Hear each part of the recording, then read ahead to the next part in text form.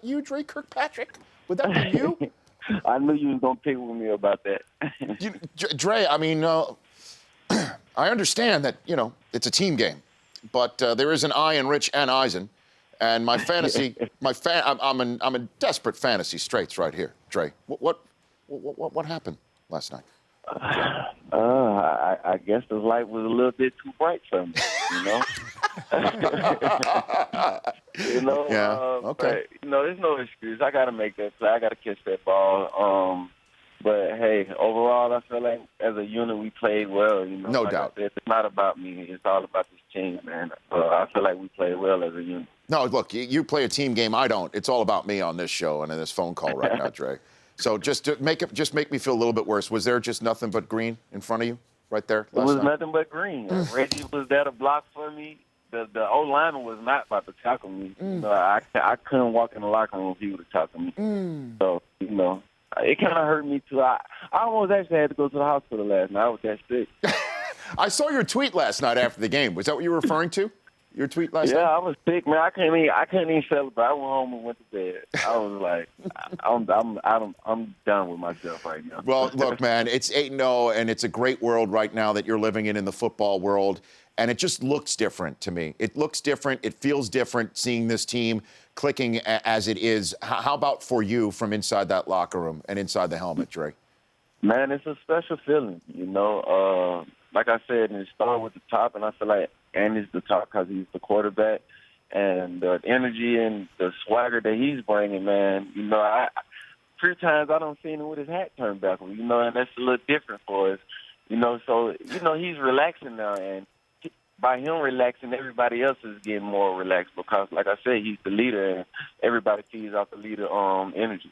So, again, because I see he's got the elite quarterback haircut and product in the hair, too, Dre. I see that. Right. I noticed that. I got to be honest with you. I'm jealous about it, too, because, I can't do that. But right. It's interesting that you say he's more relaxed. So is it just everywhere, in every aspect of everything, Dre? Yeah, I mean, he's not really worried about making mistakes. And I feel like that was one of the things that he struggled with early on, trying to make perfect plays, trying to, just stay above the water, where now he's just going out there just playing for this team and just trying to make the best plays. And where he's doing a great job of spreading the ball around. He's just not targeting AJ anymore. He got other weapons, and he's figured it out that he have other great weapons, and he's utilizing them to the best of his ability. And Eifert's coming back strong. He's giving us a great boost pretty much in the slot and, working with the linebackers. So I feel like, he got all the tools, and I feel like he's doing a great job of using them. Dre Kirkpatrick joining me here on the Rich Eisen Show after last night's 31-10 win for the now 8-0 Bengals. First team to 8 wins in 2015. First 8-0 team in the history of the AFC North. Joining me here on the Rich Eisen Show. Defensively last night, what adjustment did you make in the second half to make it work against Johnny Manziel last night, Dre? We was playing a lot of man in cover 3, and every time we had our back turned to him, he was breaking out. He was getting out on us. So, one of the adjustments was to, zone him up, keep him in front where we can keep our eyes on him. And, pretty much the same game plan that we have for Russell Wilson. We know he liked to extend plays with his feet, and he liked to get outside the pocket, So, and that was causing a problem for us in the first half, but coaches did a great job of making that adjustment. So was he improved as a quarterback based on the last time that you saw him? I feel like he's improved, but I don't feel like that they let him be Johnny. They want. I feel like they probably want him to be a pocket quarterback. Which I don't think Johnny's a pocket quarterback. First off, I don't think he can see. He made a completion on me. I think it was like the first play of the game, a slant. I didn't even see him. I just seen the ball come out of his hand. I don't feel like, I just let him be Johnny. I feel like he'll be all right. But, last night, I'm just happy we got the win and he wasn't Johnny. Yeah, not your problem. You got your guy. Would you say he's the MVP of the NFL, your guy, Dre? Man, and he's the MVP, and not just because he's my guy, but just look at the numbers. The numbers right now are not lying. And the guys around him is making him as great as possible. You know, especially it's good to have an elite receiver out there like A.J. Green, you know, and a rising star as Tyler Eifert, you know. So he have all the tools to become an MVP, caliber quarterback. Dre Kirkpatrick, Bengals cornerback, joining me here on the Rich Eisen Show. Are you guys, look, I know it's one game at a time, and I understand that. So I'm sort of, you know, inoculating myself asking this question by throwing that out there first. But are you guys at least even talking about how that you need to stay as perfect as possible because of what New England's record is and what Denver's record is? And you know there's really only 2 bye-week spots at the end of the day, Dre. Well, in the perfect world, you know, that's what we want to do. But, you know, right now, you know, it's just all about, you know, Houston Texans, you know, and that's what I feel like Coach is doing a great job of every week letting us know that we're 0-0 until we take a loss. You know, that's the record right now. It's still 0-0. We haven't done nothing. We still have a lot to prove. You know, we have a Monday night game coming up. You know, it's another primetime game. So we can still going to have to go out there and show the world that, you know, we're worthy of being in the position that we're in, and we are able to compete with the elite teams out here. Yeah, and then there's another primetime game the week after that NBC flexed into, which is as the biggest ultimate compliment you could give to any franchise in the NFL is saying, we want to put you on the biggest stage on Sunday Night Football. And Patrick Peterson is going to be in that building that night, which is also another way for me to talk about the next big game in your life, which is tomorrow with Alabama and LSU going at it. Tell me what's going to happen in that game, Dre Kirkpatrick. Man, I would love to be there. You know, I got my son playing in championship, and I won't miss it for the world.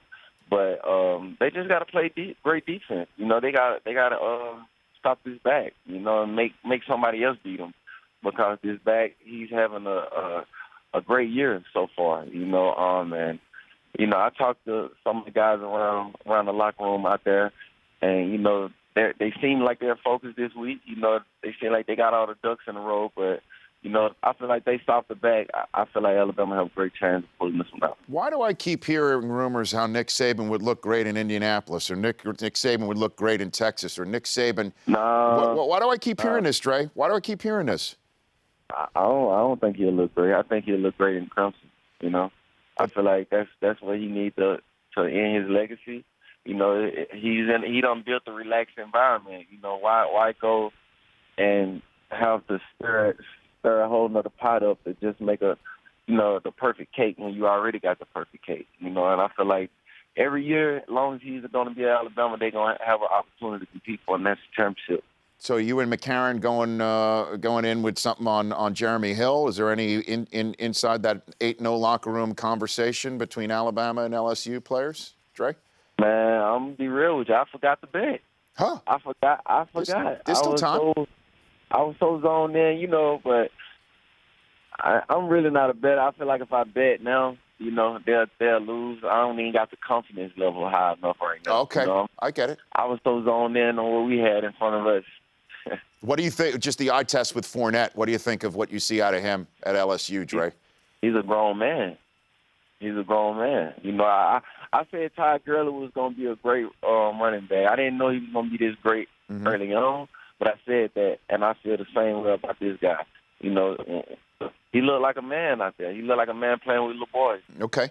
And speaking of, I guess, little boys, now let's talk about that. I did not know that was a big game in your life other than last night and this big SEC battle. You say there's a championship game involving your son that's going down on Saturday? Yeah, this may be the biggest game so far this year for me. Okay. You know, because one reason, you know, I'm in Cincinnati. I'm always away, and this is the only game that I get to see, and this happened to be the championship game.